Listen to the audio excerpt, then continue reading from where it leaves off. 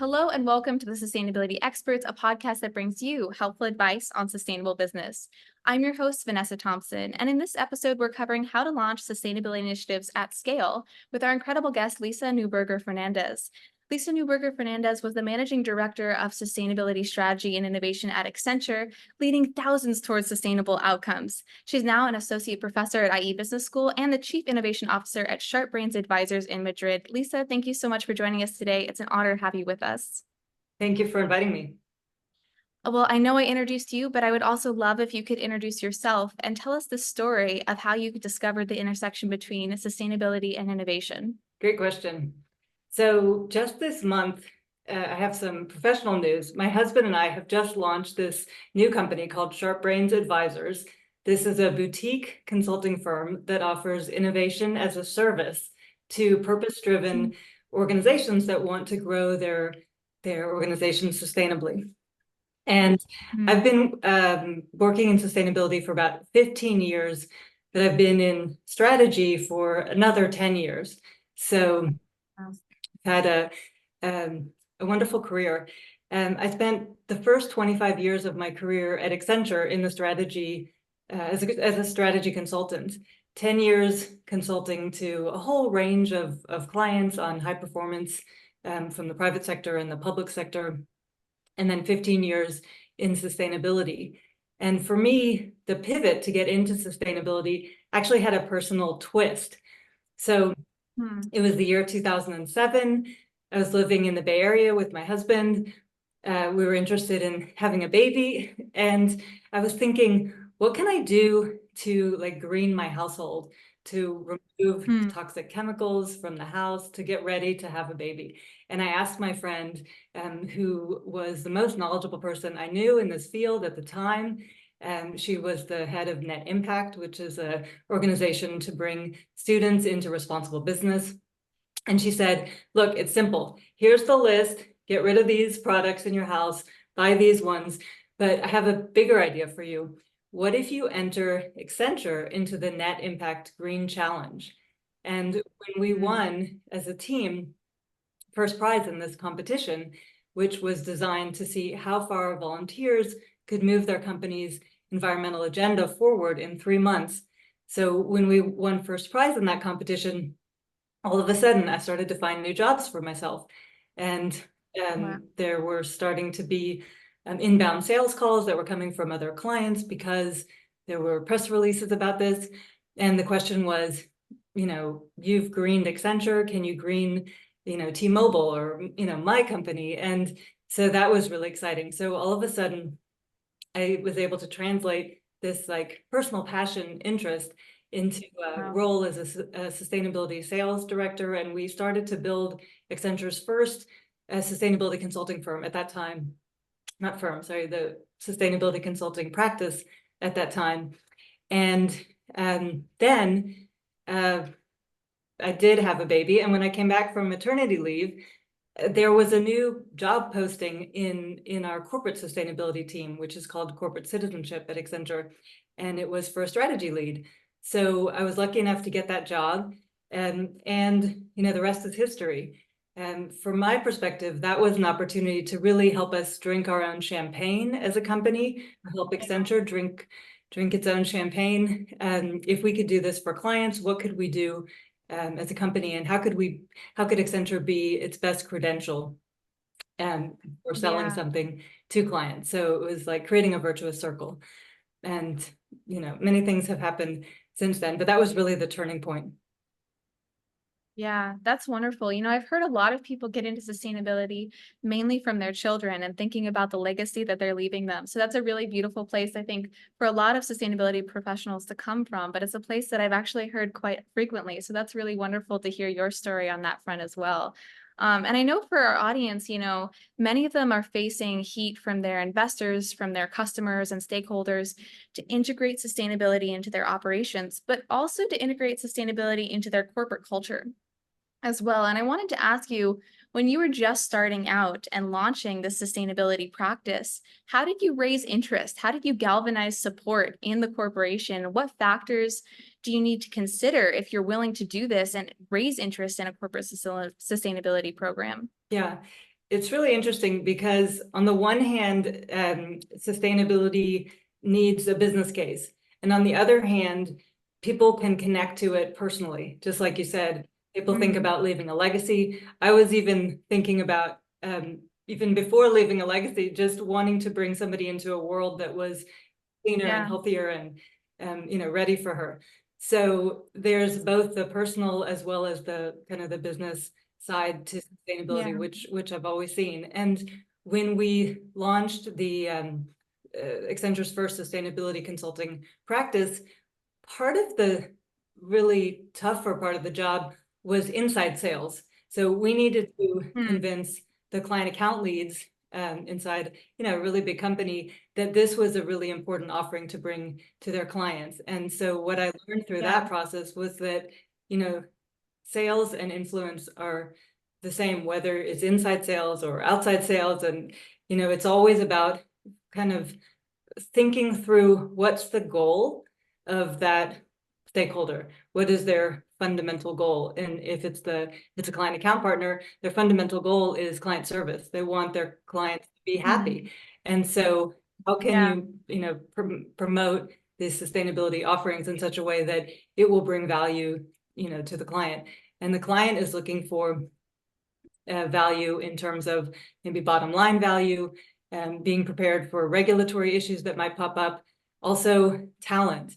Accenture is a really large company. Now there must be over 700,000 people in it. When I joined in 1995, there were only about 35,000 people. So I saw tremendous Wow. growth of the company. But even at 35,000 but at the time that we launched the sustainability practice, maybe it was a couple 100,000. And Mm, attracting talent, retaining talent, being aligned with talent is a really critical topic for a large company. And sustainability has always been a really key way to align people's purpose to their work. And we had a philosophy which was, every job can be a sustainability job. You don't need to be in the sustainability department per se to be yeah. able to do that. And that was really the idea. And that's, everybody can be a change maker, everybody can do this. And the way to do it is really to start with understanding the impacts. And if you can really Mm, understand the impacts that a company is having, both on the positive side as well as on the negative side, then you can start to see how can we make this organization have more, minimize any negative impacts and maximize the positive impacts. And to me, fundamentally, that's what a sustainability strategy does. And if you're trying to sell a sustainability strategy, it's really about kind of breaking that down. And we can get into that topic more. yeah, absolutely. I mean, there's a lot of case studies that showcase that sustainability programs increase retention and also boost engagement of employees and morale throughout the company. Did you see any really interesting numbers for Accenture in that regard when you started to implement these sustainability programs? Yeah, really important to look at the numbers and to think about what's the impact on, your end goal. And I don't have any numbers to hand, but I can tell you a story, which is that when we looked at the how to grow the sustainability practice at Accenture, one of the core philosophies was about bringing everybody along on the journey. As I mentioned, thinking that everybody could be, every job could be a sustainability job. Anybody could be a Mm, sustainability change maker. And behind that was yeah. this philosophy that, you know, the 2030 goals, maybe we're not going to reach them. There is an urgency out there. Let's Yeah. see how we can change the narrative from I'm scared, I'm overwhelmed, and I don't know where to start to, okay, I have agency, I have purpose, I know what I Mm, can do to be part of the solution. And so to yeah. create a whole organization full of people with that mindset, that really positive, action-oriented mindset, we created a number of action learning platforms to take employees on a journey. And for me, the inspiration was really that first spark with the Net Impact Green Challenge. So for the 15 years that I ran kind of sustainability strategy and innovation at Accenture, we created a whole series of innovation challenges and competitions for employees. Now that type of thing worked really well at Accenture because that's a company full Mhm. of of consultants and people who are very kind of goal oriented and very driven by Yeah. competition, and different things will work in different organizations. But what we saw was that you could inspire thousands of people to get involved with something like the Sustainability Innovation Challenge, which we launched right Mm. after COVID, and which had more than 5,000 employees sign up to participate. And what was really the hook was to think about what's the sort of, where do you see value in a company like Accenture? Mm. And in a company like Accenture, it's a client service business. So the value is to do something with clients. So we went around to some of the company's largest clients, and we created kind of future of X challenges for each of them. So for example, with Wow. Nike, we created a challenge around the future of sustainable consumption. Or with AXA Insurance, we created a challenge around the future of climate resilient communities. There were a whole list of these. And so we invited a cross-sector group of leaders who were at the front lines of those issues of, how to build resilient communities. And with those experts, we would define what's at the frontier, and we would make a innovation challenge statement that was right about that core issue. So then when we invited employees to participate in the challenge, it was like, I can solve an issue for one of my clients, and it's a really cutting edge issue. And that was really inspiring Mm. for our people. So that was one way to kind of drive up engagement and participation. Mm. Yeah, that's really excellent. That focus on value-based outcomes, I think, as well, too, I think is really important. And well, it obviously was a huge success with Accenture winning this new Impact Award, which for our audience is a really key award for sustainability. And I wanted to ask you too, when corporations come to you and they ask you how to replicate what you did, because it's something that I think a lot of other big corporations want to do. What advice do you normally give them? Yes, and it's a great question, because I just had this conversation with a bank in Spain last week, through the new Short Brains Advisors company. And this is a bank that works in a kind of a rural region of Spain. And there's the big issue, one of the big issues that's happening in that region is the issue of depopulation. The people are moving to the big cities. Mm. People are more likely to want to move to the big city Yeah. in the region or to Madrid than to stay in a rural area. That for a local bank, a community bank, that means that we're going to lose customers. So that's actually can Mm. be an existential problem for that company. Yeah. So there's a great interest from the leadership team of the bank to try to tackle that. And so what we're going to do, what we hope to do, is to bring together first a brain trust of cross-sector leaders who can think about how to turn around this depopulation issue in this region, and how to put the bank kind of at the leadership's, at the tip of the spear for leading that path forward. And then we'll hopefully run a series of hackathons or challenges or accelerators to take some of the good ideas that pop up from the community, from customers, forward. And that's the ingredients there, if you will, are first of all to think, what is the critical strategic growth issue for this organization that links to a Mm. sustainability issue? And this is, and when I say sustainability, it's often equated with something green and environmental, but actually at the core, sustainability is literally to sustain an organization over a longer time period.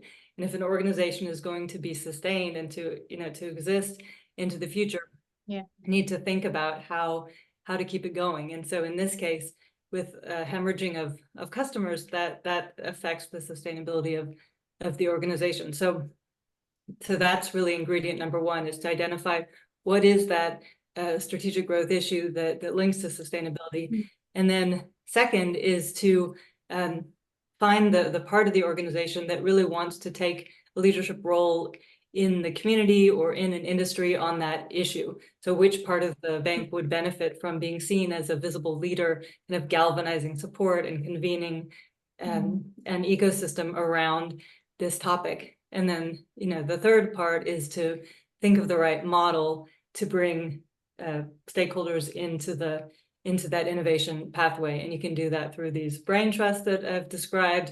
You can do it through Mm. competitions like an innovation challenge or a hackathon, or you can do it through an accelerator.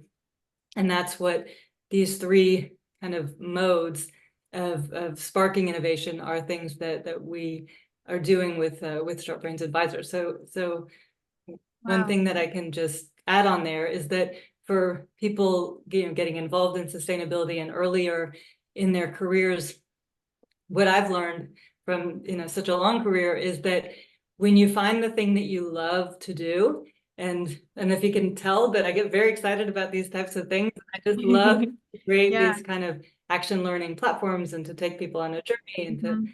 tackle innovation. And so becomes contagious and exciting, and Mhm. people want to to join these types of things, and you get into a flow. And so my main advice to budding sustainability leaders is to find the part of sustainability that really jazzes you up. There are so Mm. many different parts, and this one happens Yeah. to animate me, and and that drives my career at the moment.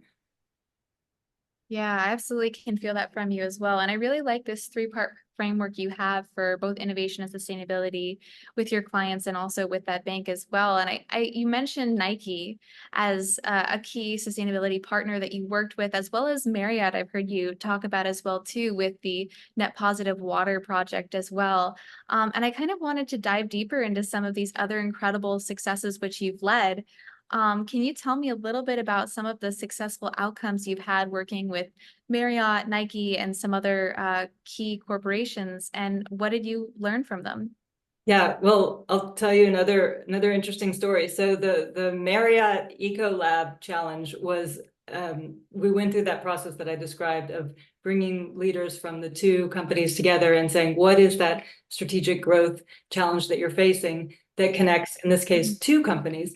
So with Marriott Hotels and Ecolab, which is a kind of a water, large water company, um, services company, one connection point is the use of water. So Marriott Mhm. uses water, hotels use tons of water, and Marriott Mhm. hotels can be located in places of water scarcity. So we came up with, some concept of the future of net positive water. So how can Mhm. organizations put back more water than they're using in their industrial or hospitality, or even if you think hospitals, and there's all different types of uses of water, and the concept is, how do you put more back?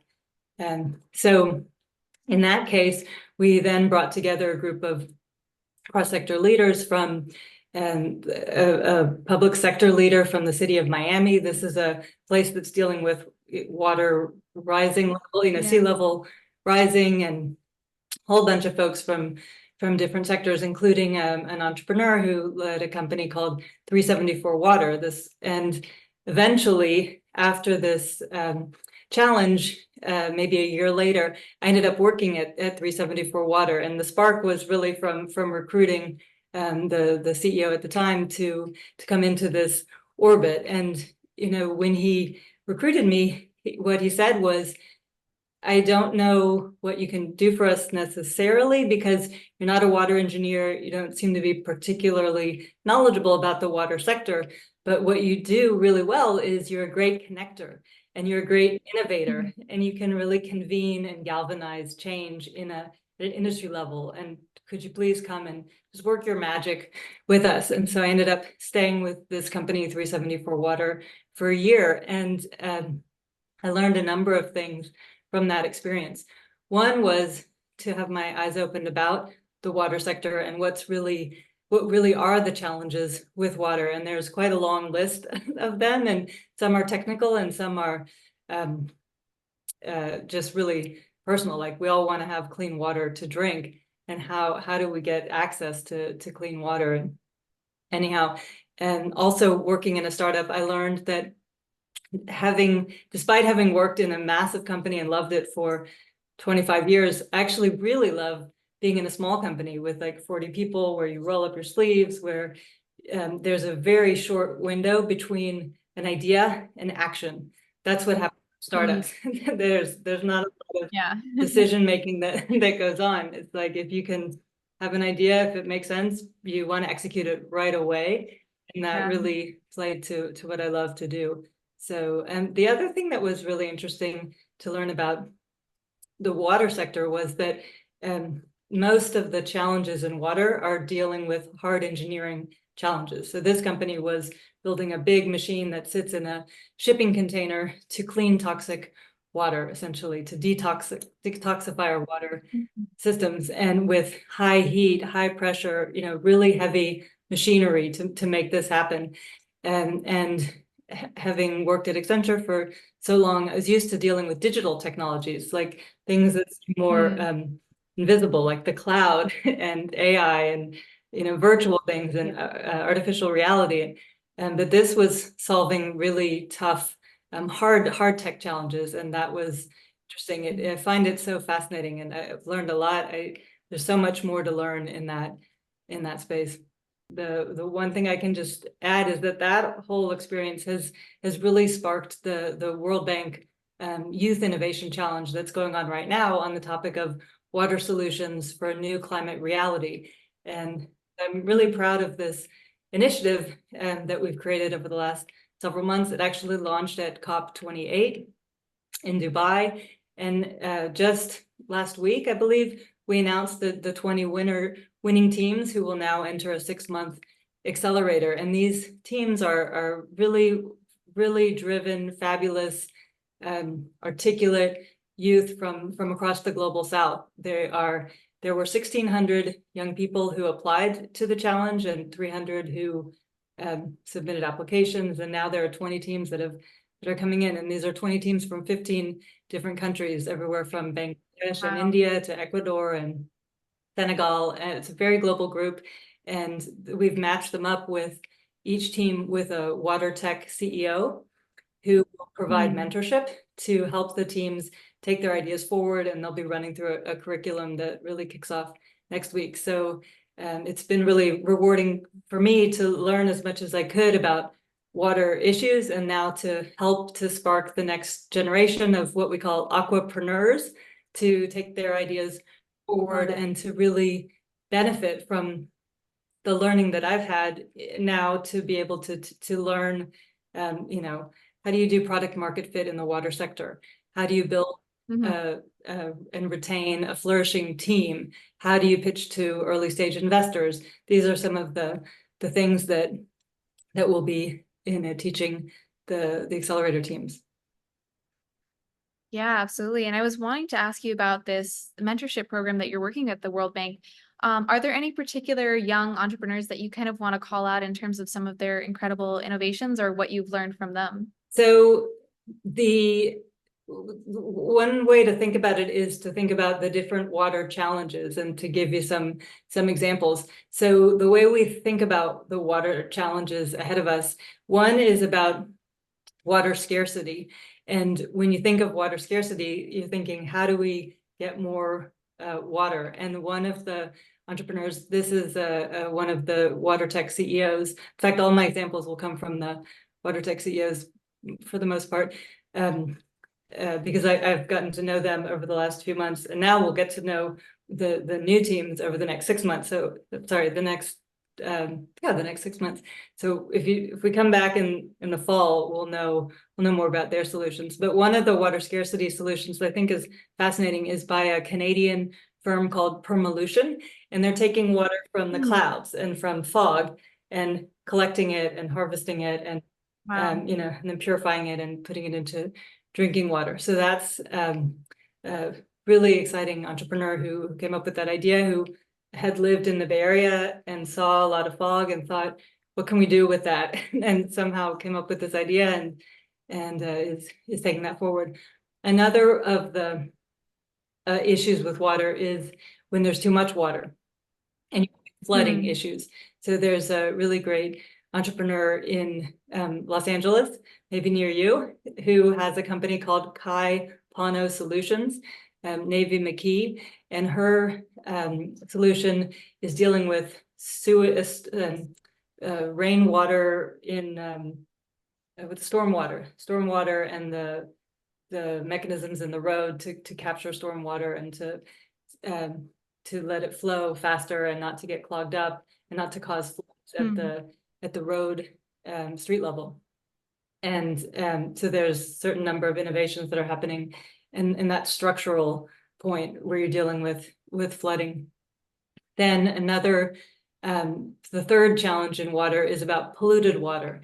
So the statistics Mm. on water pollution, even in the United States, are really staggering. And I won't go into that here, but if you're interested in this topic, Google the 4 letters PFAS, PFAS, and the recent EPA reports, and what I'm Wow. talking about. It's quite pervasive in our drinking water in the United States and many parts of the world. So anyhow, there's a number. The good news is that there are a number of incredible entrepreneurs who are tackling this solution using all different types of technologies, from 374 water to aquacycle to many organizations that are trying to detoxify water, to filter water better, faster, cheaper, all these kinds of things.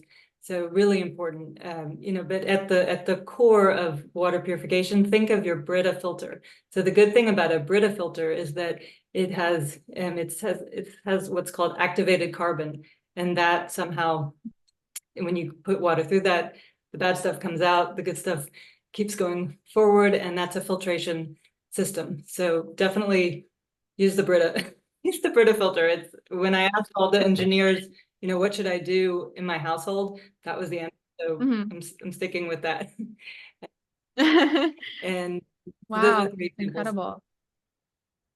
Wonderful. Well, if, some of our listeners who are running organizations want to improve, innovation surrounding their water usage and take advantage of some of the innovations that are coming out of this incredible program at the World Bank, how can they, one, kind of take advantage of some of these innovations that are happening with these young entrepreneurs? And then two, how should they be thinking about innovation in terms of water in their own corporation?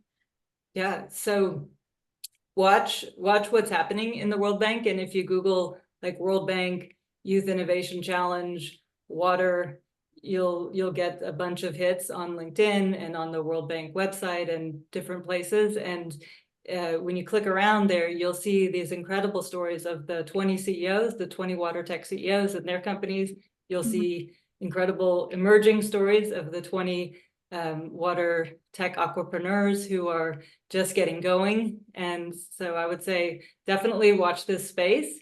And I was really impressed with the team. So we had 40 finalist teams, and now we've selected 20 winning teams to go into the accelerator.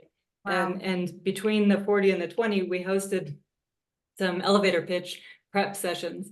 And with some of the CEOs and other experts from the World Bank who were helping people get a chance to practice. And what really Mm. inspired me was to see the delta for the teams Mm. between the first session and their pitch. And all of this was it was online. All the recordings are there. And actually the pitch sessions, the final pitch sessions, were moderated by this incredible water expert who has what I consider to be the best water podcast out there. Antoine Wow. Voltaire, he's a French podcaster, and his podcast is called Don't Waste Water. So for people interested in learning Mm. about water, I would recommend listening to that podcast. And there's 8 hours of him, moderating these pitch sessions, and it was really, really well done. Wow, incredible. Well, thank you for that resource. And I think, when it comes to implementing a lot of different sustainability programs, whether it's water or energy or waste, a huge piece of it is changing the culture, changing a culture to prioritize the environment and really galvanize quite a bit of motivation and engagement, and also kind of caring culture for the environment and for innovation. And since, you've led a number of organizations, you've led mentorship programs, you've, led programs in corporations. How do you develop this culture of innovation?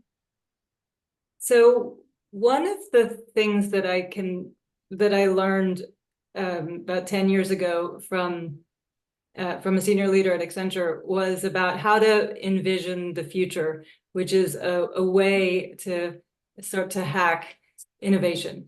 And what this senior leader told me was we were working on a project. We had a client meeting probably in the next hour or so, and we were preparing. And she said, what I want you to do is think about, 1 year from now, this client is standing on the stage at our Diamond Client Forum and is talking about, the tremendous success that we've had together, the impact that we've created, the results that have been produced. And imagine what the client is saying, imagine how you're feeling. That's the goal. Now, work backwards a bit to today, see where we are, and imagine what is it going to take to get that result. And I think that kind of future gazing is a way to really open the mind to consider new possibilities. And you Yeah. also hear about the sort of the opposite, which is it has a word, but it's like the failure festival, where you think, what could actually go wrong here? Sort of imagine the worst case scenario and then work back from what you don't want to happen. I tend to choose the positive, the positive version. But in either case, it causes you to think about the problem differently, the problem that you're facing, and to look at it from a different angle and to try a new path. Wow, I love that. And, something else that you've kind of incorporated with that, I feel, is also the use of platforms. You've used platforms in a lot of these ways to change culture as well, too. Thinking about the vision, but then thinking about a platform to kind of enable that. And I want to kind of ask you, what is the role of a platform in changing corporate culture? How do you see the role of it changing, and how have you kind of used this platform to change corporate culture? So the platforms that I've been describing, I would call them action learning platforms. And I would say that they're action learning platforms with a purpose.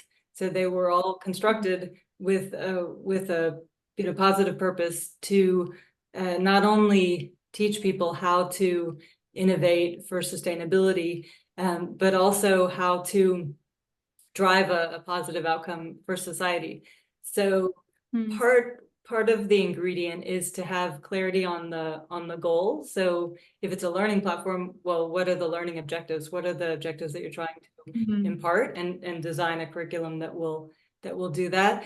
And the other mhm, aspect is thinking of the outcomes that you're trying to achieve. So back to the Accenture Sustainability Innovation Challenge, we designed outcomes around people positive, nature positive, climate positive outcomes, and we mhm, had defined ways to measure that. And so we asked all the challengers to show how their ideas, their new initiatives that they were pitching, would have outcomes along those three dimensions. And as I was mentioning earlier about this bank in a rural area of Spain, the people side of sustainability is often overlooked. It might be overlooked. And so when you're thinking about outcomes in sustainability and innovation, don't forget the people and really mm. think, Yeah. what are the issues that affect people's lives, livelihoods, health,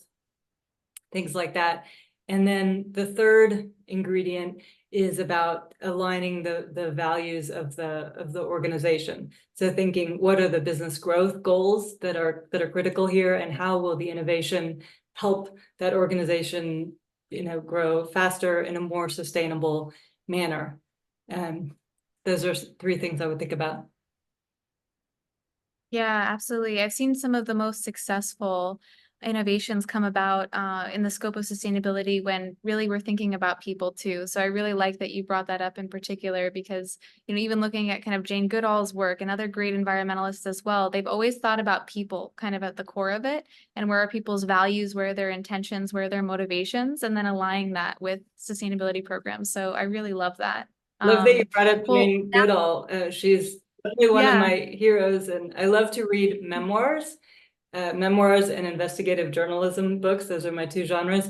But one of my favorite memoirs is one of hers, and just hearing how she had so much gumption as a young woman in England to believe that she could get a PhD and go work yeah. with monkeys in Africa, things that weren't expected of her in her school Yeah. and her family, these types of things. I find that really inspiring that somebody had a vision. She knew what she was interested in, she knew what she was passionate about, and she wouldn't take no for an answer. And that's Yeah. really the secret of everybody's success and persistence and resilience and vision.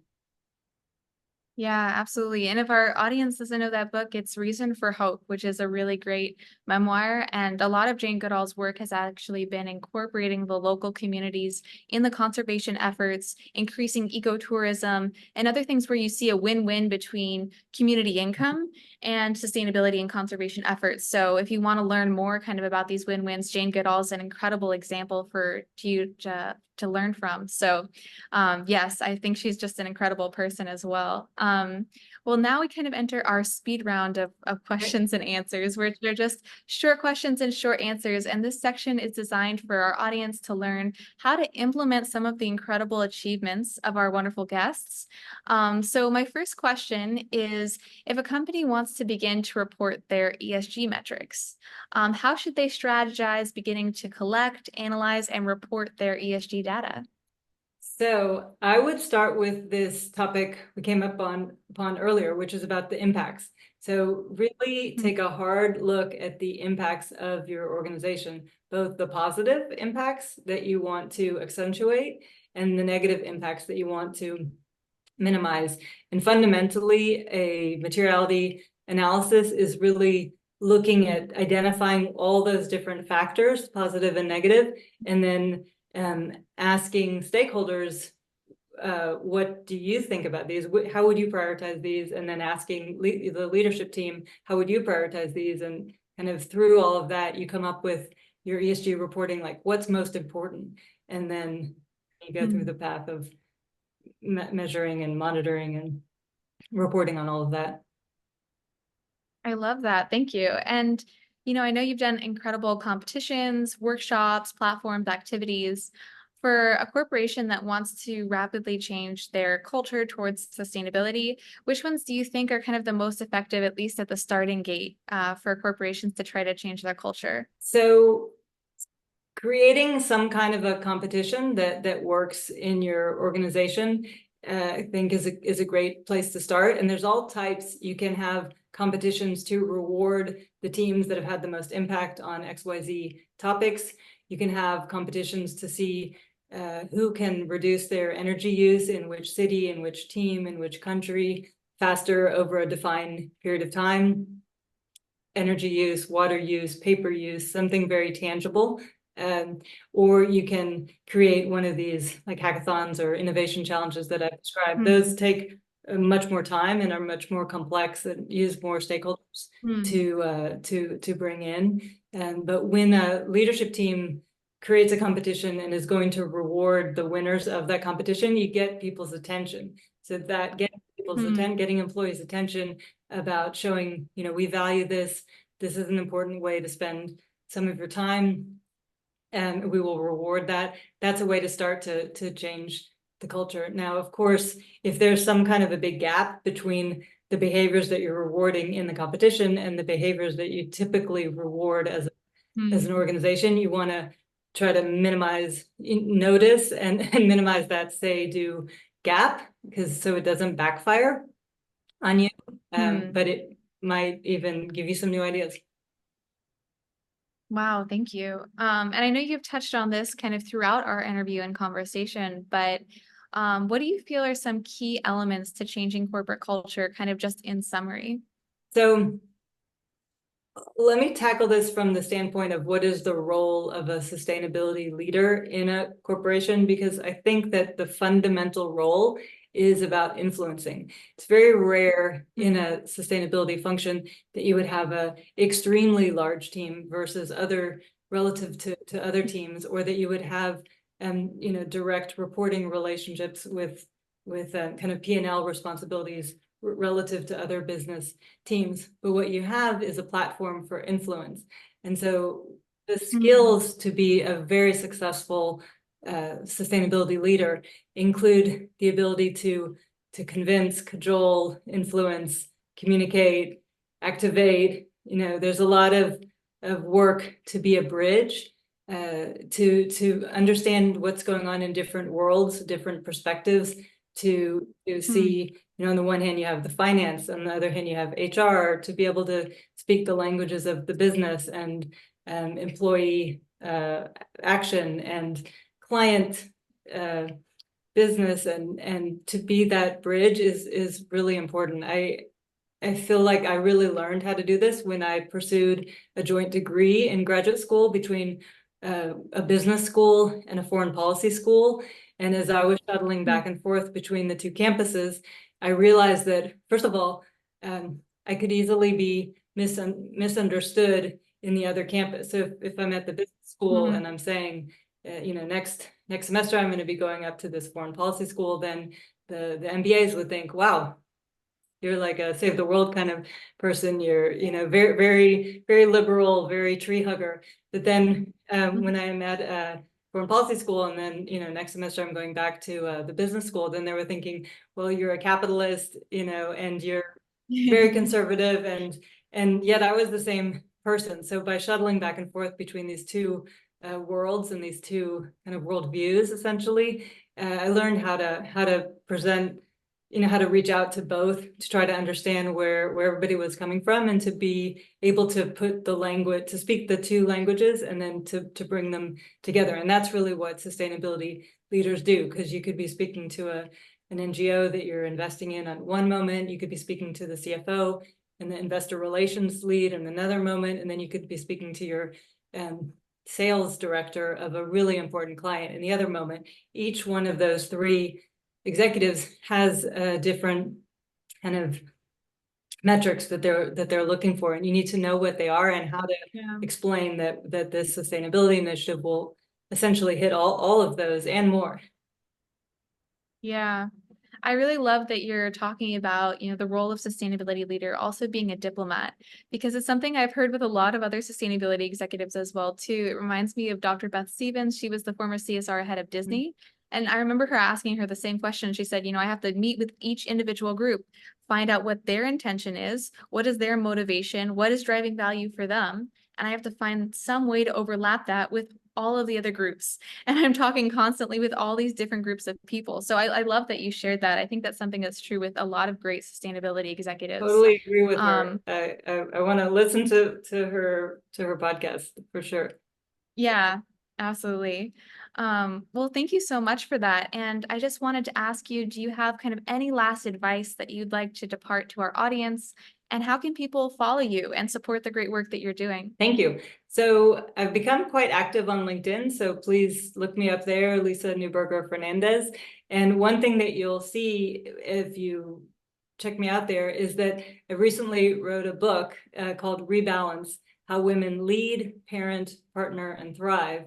And so my parting thoughts are about kind of some of the core messages in that book, which are really about how do you take the steering wheel of your life and your career and kind of take control and take that agency for yourself. Because as the world is seeming to be spinning sometimes a little bit out of control, if you're watching the news and all of these things, we all need to find ways to take control of the things that we can actually control. So our own health, our own exercise, our own relationships with people, Mhm. don't forget the people. It's really those deep relationships that you have with people in your household, in your community, in your company, in your network, that will really kind of sustain you, and that I've come to Hmm. learn over a long period of time are some of the most important things that we have, and that it's great to spend Hmm. time nurturing those as much as possible, to be able to have that energy and positivity, to be able to have be on this path towards positive outcomes and sustainable outcomes. You also need to nourish yourself. When Yeah. you get on an airplane, the loudspeaker says, put on your oxygen mask first before you attend to a child or a neighbor. And that's really important, because if you were to like pass out because you can't breathe, you can't really help anybody else. And so that's really the Yeah. metaphor here, is take care of yourself. Yeah, I love that. That is true sustainability in terms of making sure that the community and that the family can also sustain those environmental initiatives as well too. You cannot achieve anything great within sustainability or innovation or anything otherwise if, the family and community that supports those initiatives is not able to sustain themselves. So thank you so much for that. And thank you so much for coming on the podcast and sharing your experiences and insights with us. And until next time, I hope to all of our listeners, you tune into our next episode of the Sustainability Experts, where we bring incredible sustainability leaders every month. Thank you. Thank you. Thank you for listening to this episode of the Sustainability Experts. If you liked the insights from our podcast, feel free to reach out to us on our website. We produce episodes with world-class executives every month and offer exclusive consulting and speaking services globally. Reach out to us and become a leader in your industry.